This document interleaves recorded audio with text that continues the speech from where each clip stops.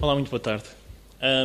Gostaria de começar por agradecer o simpático convite a participar neste fórum, aos organizadores, ao Conselho Regional de Lisboa da Ordem dos Advogados, ao CIDP, ao Instituto Brasileiro de Direito Administrativo e de cumprimentar os professores que me acompanham neste painel, dedicando também uma especial palavra à professora Carla Amado Gomes, minha mestre e que tem sempre imensa confiança em mim e na minha capacidade de concluir diversos projetos, o qual eu agradeço. Só para dar um exemplo, eu tenho de facto 3 artigos para escrever para a professora Carla Amado Gomes neste momento. Ora bem, mas passando àquilo que nos ocupa neste momento. A minha intervenção vai focar-se em 2 aspectos diferentes, mas relacionados com o tema deste painel. Por um lado, a autonomia organizativa da administração pública e, em especial, os seus limites. Que limites existem à autonomia organizativa da administração pública?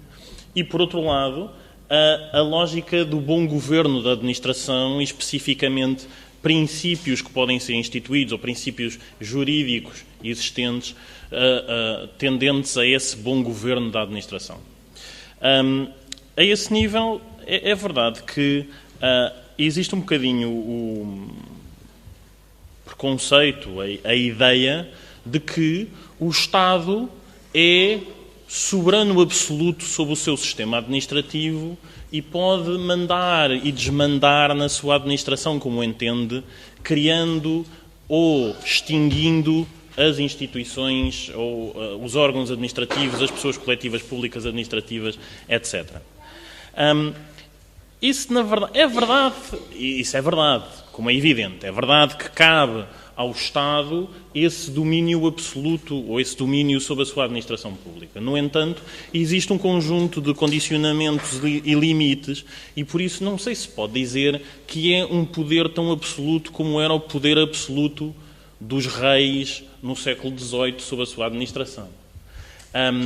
Existem vários conjuntos, então, de condicionantes ou de limites. Um primeiro conjunto de condicionantes é, como é evidente, condicionantes de ordem prática, no sentido de, desde logo, terem de existir recursos, ou seja, tem que existir financiamento para o funcionamento de uma determinada estrutura administrativa, e os Estados que passaram por crises financeiras sabem bem o que é que isso significa para uma estrutura administrativa, mas também, ainda neste nível, condicionamentos de ordem prática no sentido de as necessidades que têm que ser satisfeitas por parte de um determinado Estado.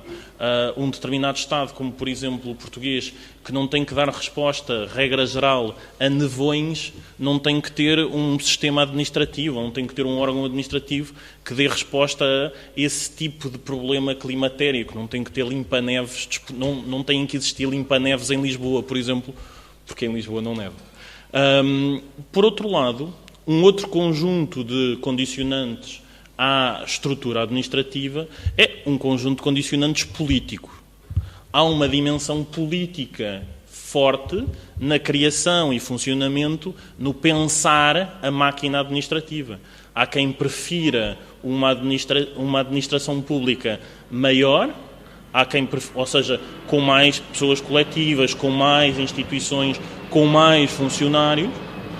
Há quem prefira uma maior devolução ao setor privado, uma administração pública mais pequena, menos funcionários, menos pessoas coletivas, menos instituições. E, portanto, aqui também há uma opção política de fundo que acaba por condicionar a estrutura administrativa adotada num determinado Estado. Por fim, e aquilo que nos interessa mais, existem um conjunto de condicionantes jurídicos, legais, a essa mesma estrutura administrativa. E, desde logo, existem condicionantes jurídicos de direito internacional. Isto quer por causa de regras, na sua maioria, de soft law, de bom governo administrativo, de boa organização administrativa, regras que vêm da OCDE, como já foi referido, regras que vêm do Banco Mundial, do FMI, etc. Regras essas que por vezes até podem ser impostas, deixam de ser tão soft law quando um Estado está sobre um procedimento de auxílio do FMI e, portanto, se tornam mais ou menos obrigatórios, mas também regras vinculativas de direito internacional que acabam por condicionar, direta ou indiretamente, a estrutura administrativa de um Estado. Por exemplo, a Organização Mundial de Comércio, no seu universo regulatório, tem regras muito específicas quanto à abertura dos mercados e à não discriminação entre empresas, o que leva a automaticamente digamos que, desvalorizar a possibilidade de recurso a empresas públicas, no sentido em que elas têm que ser tratadas tão bem como outras empresas, por exemplo. Mas a este nível existem mesmo convenções internacionais que exigem a criação de órgãos administrativos. A este nível, por exemplo, é conhecido o tratado entre Timor-Leste e a Austrália relativo à exploração dos lençóis petrolíferos que existem nessa área de fronteira, que basicamente regula o funcionamento do Ministério timorense do petróleo, mas também a uma escala muito menos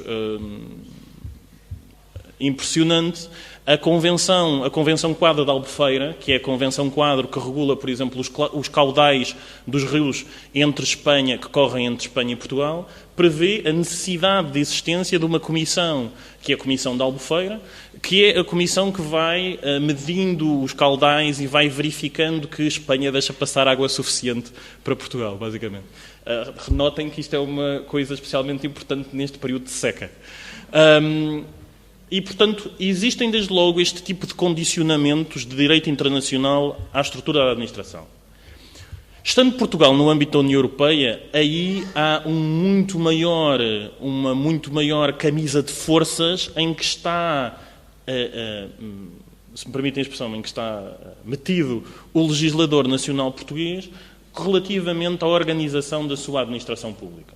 Desde logo, por fazermos parte da União Europeia, os tratados obrigam a que Portugal tenha uma estrutura administrativa suficiente para dar cumprimento às obrigações de direito da União Europeia, o que significa, por exemplo, controlar a aplicação das diretivas e regulamentos, o que significa, por exemplo, então, uma estrutura que permita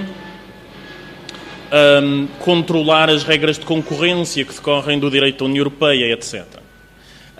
Mas daqui, do direito da União Europeia, resultam mais vinculações diretas ou indiretas bastante apertadas a esse nível. Há diretivas que exigem a criação de entidades reguladoras e a criação de entidades reguladoras com um determinado regime de independência e autonomia. Isto acontece, por exemplo, com a Autoridade da Concorrência, com a ERSA, a Entidade Reguladora dos Setores Energéticos, a ANACOM, a Autoridade Nacional das Comunicações, etc, etc, etc. A Diretiva Quadro das Comunicações, o Regulamento 1 de 2003, que é relativo ao controlo da concorrência, todo o pacote regulatório energético, exigem a existência de uma autoridade administrativa independente em cada Estado-membro e com um determinado estatuto de independência, chegando a ponto em que a própria diretiva impõe independência orçamental ou independência financeira dessa entidade. Paralelamente a este nível de imposição, também existem outros tipos de condicionamentos, estes já indiretos. E por condicionamentos indiretos, estou-me a referir a, por exemplo, as próprias regras do PEC, do Pacto de Estabilidade e Crescimento, ao imporem determinadas regras de contabilidade, ou seja, o que é que conta para o déficit do Estado, como nós temos que cumprir uma determinada meta de déficit, o facto de uma determinada fórmula de organização administrativa estar incluída para o cálculo do déficit ou não estar incluída para o cálculo do déficit, acaba por condicionar a própria organização administrativa. Isto foi especialmente visível na área da saúde, com a criação dos hospitais-empresa. Qual é que é a grande... Para além de motivos de eficácia, etc., também existia um motivo não declarado de que os hospitais-empresa não entravam na contabilidade do déficit à época. Os hospitais EPE. Mas, a outro nível, há regras, quer relativamente ao funcionalismo público, a aplicação de certas diretivas do tempo de trabalho ou do não despedimento de certos funcionários no âmbito da função pública, e também as próprias regras da concorrência e da não discriminação no âmbito da administração pública, levam a que as administrações públicas nacionais dos Estados-membros se tornem cada vez mais próximas e mais semelhantes. É claro que também por um fenómeno de mimetismo, ou seja, de cópia uns dos outros. À medida que as administrações se vão conhecendo melhor, que as administrações dos Estados-membros se vão conhecendo melhor, mais facilmente aprendem com o que é melhor dos outros e acaba por existir um fenómeno de cópia. Pretende-se que a RTP seja semelhante à BBC. Pretende-se que a nossa entidade, a ANACOM, seja semelhante à Ofcom, que é a autoridade reguladora das telecomunicações no Reino Unido, etc. E, por fim, para além destes níveis de condicionamentos externos, quer do direito internacional, quer do direito da União Europeia, existem também, como é evidente, condicionamentos ao nível constitucional. A própria Constituição quer impõe a existência de certas entidades de natureza administrativa, quer acaba por regular os grandes princípios relativos ao funcionamento da administração. São esses grandes princípios, então, que me pretendo focar na próxima parte da minha intervenção. E, em especial, um princípio que é um princípio que eu tenho vindo a estudar mais, que é o princípio da cooperação. A lógica deste princípio assenta no facto de que a estrutura da administração pública hoje em dia já não é uma estrutura burocrática, como foi referido, burocrática, autoritária, dos anos 30, 40, 50, em que a administração pública tinha uma forma piramidal, dependendo de um órgão central, e que, portanto, esse órgão central e superior assegurava a coerência e assegurava uma coerência interna do funcionamento da administração. A partir do momento em que existem fenómenos de descentralização, desconcentração, devolução de poderes a vários níveis, as autarquias locais são de facto autónomas, existem regiões, no caso do Brasil, existem também os Estados federais com verdadeira autonomia, os Estados federados, perdão, com verdadeira autonomia, existe e também há uma multiplicação de entidades como institutos públicos, empresas públicas, agências, etc., cada um com funções próprias e específicas na persecução de certos interesses públicos. Existe uma complexificação do funcionamento da administração que exige que se adote uma determinada resposta institucional para tentar garantir, então, essa coerência da atuação da administração, porque senão o risco é um risco de fragmentação da administração.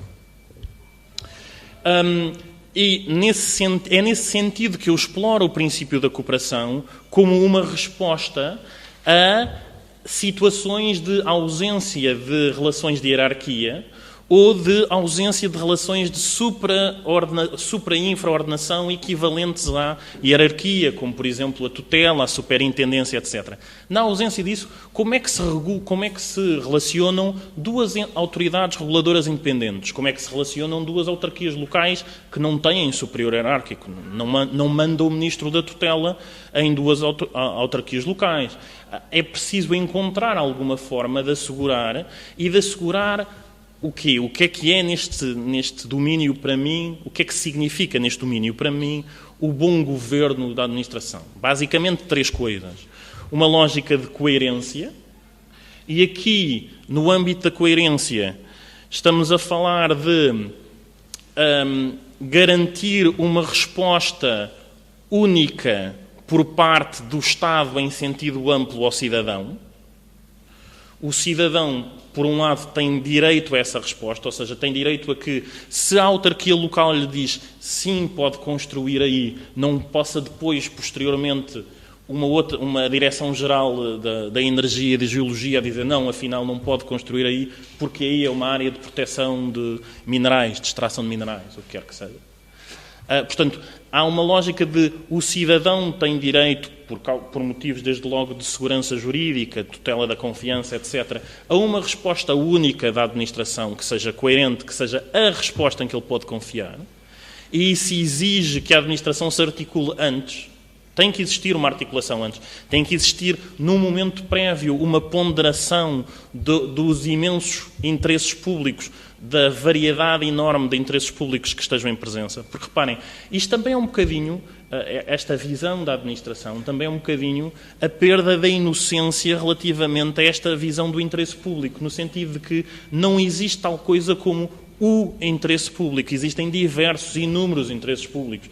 Ambiental, saúde pública, educação, a extração de minerais, a economia, etc. E, portanto, tendo em conta esses diversos interesses públicos e o facto de eles agora têm um substrato personalizado, ou seja, o ambiente tem a Agência Portuguesa do Ambiente, a energia tem a Direção-Geral da Energia, etc. A agricultura tem a Direção-Geral da Agricultura, etc., tem que existir uma obrigação dessas entidades, na ausência de uma relação hierárquica entre elas, na ausência de uma relação jurídica prévia entre elas, que as obriga a coordenar-se, tem que existir então, quer por motivos do princípio da persecução do interesse público, quer por motivos de imparcialidade, no sentido em que a imparcialidade exige que se ponderem todos os interesses públicos em presença, que existe então esse esforço para obter a coerência da decisão pública. A coerência da atuação pública, desculpem. Mas este era um primeiro ponto. Os dois outros pontos que queria referir, que levam a esta minha construção do princípio da cooperação, são, por um lado, o princípio de efetividade e, por outro lado, o princípio de eficácia.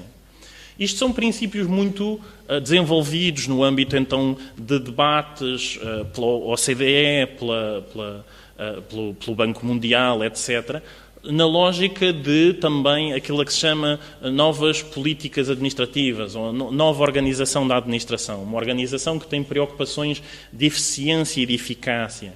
Eficiência no sentido de alcançar o melhor resultado possível na persecução do interesse público com a melhor performance possível, melhor dizendo, com a correta